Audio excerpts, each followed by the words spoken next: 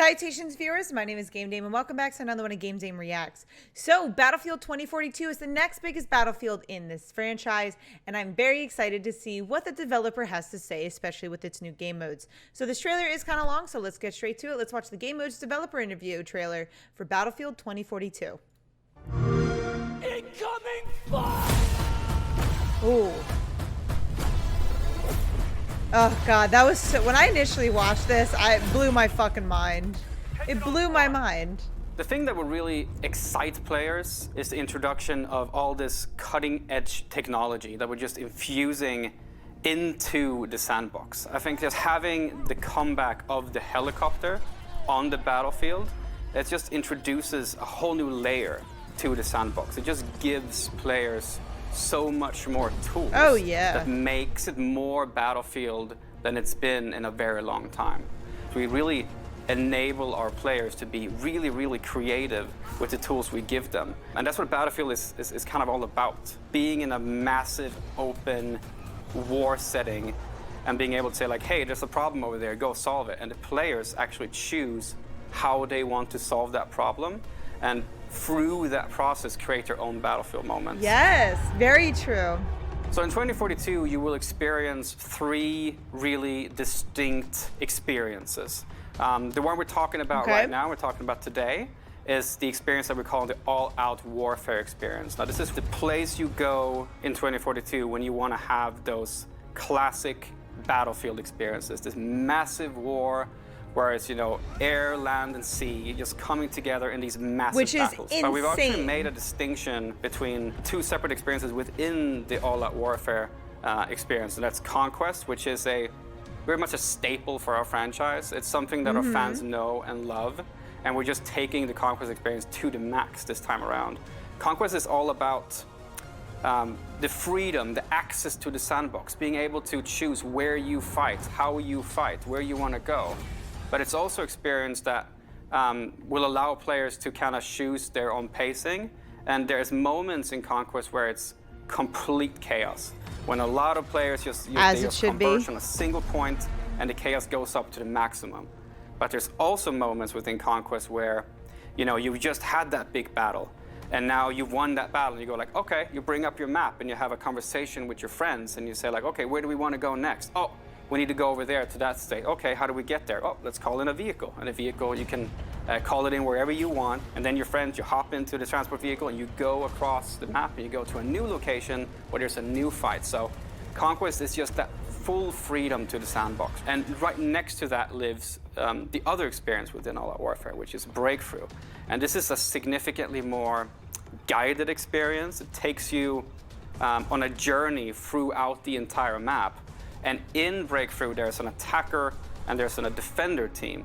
And we kind of compress them into fighting head-on in a specific space. So the time to action is short, and the level of chaos is really, really high. There's helicopters, and there's tanks, and there's infantry. There's just everything happening, and it's just complete chaos in Breakthrough. So All Out Warfare kind of takes these two fan-favorite staple modes, and we make them distinctly lean into their specific strength. And that's on the Xbox Series X and the Xbox Series S, you will actually be able to play All Out Warfare experiences up to 128 players, which is a double to what we've done in the past in the franchise.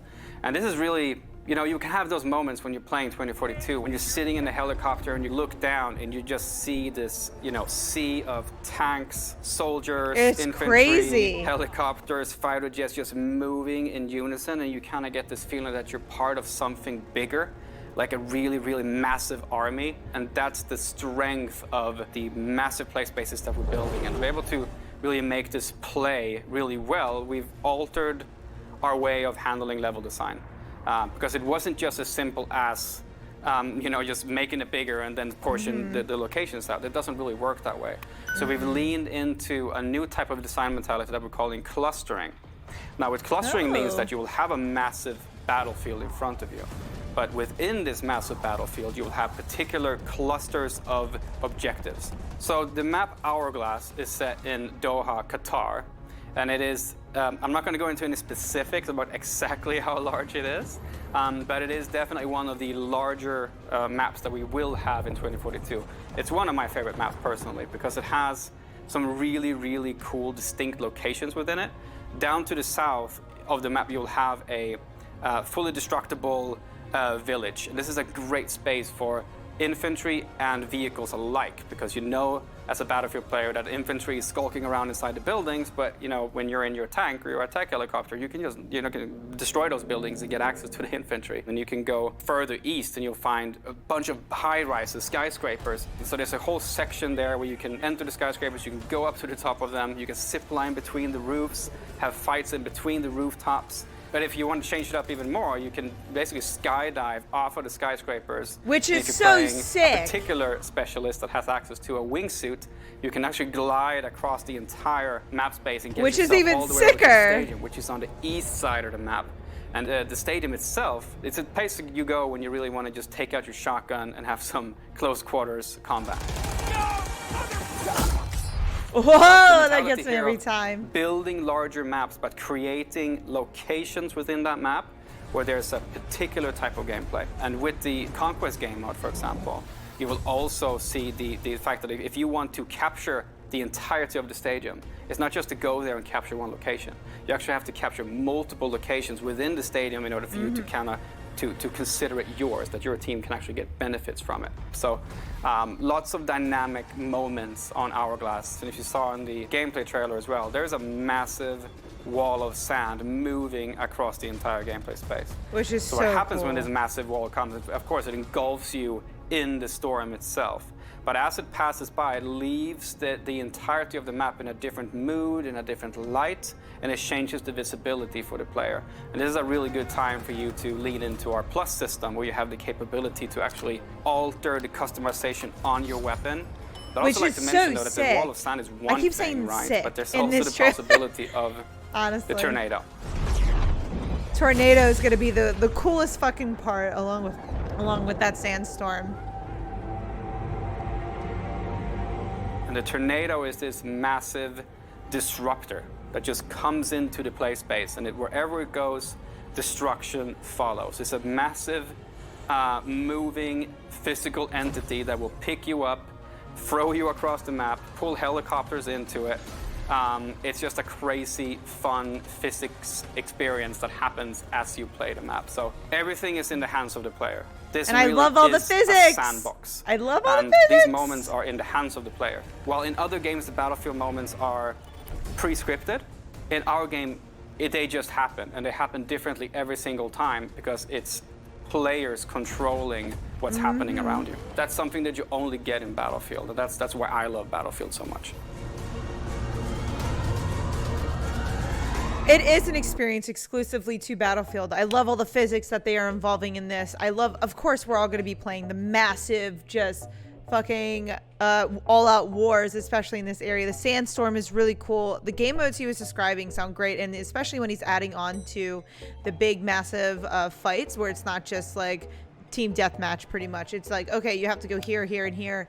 And it's just everything about that he talked about. It just makes this game so much better than all the other ones, and it just puts it on top because they had, like you said, the technological advances are there.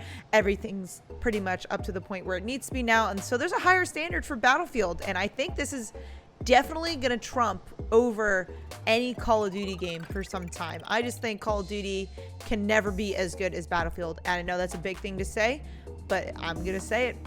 Battlefield will always be better than Call of Duty. Read me in the comments if you want. That's up to you. That's just my opinion. But if you guys disagree, let me know in the comments down below and why. But that is all the time I have for you guys today. Thank you guys so much for watching. I highly appreciate your time as always. But please do not forget to subscribe and or follow not only to my YouTube, but to my Twitch. You guys know where my YouTube is at, but you can find my Twitch at twitch.tv/thegamedame. Thanks guys, and I'll see you in the next video. Bye-bye.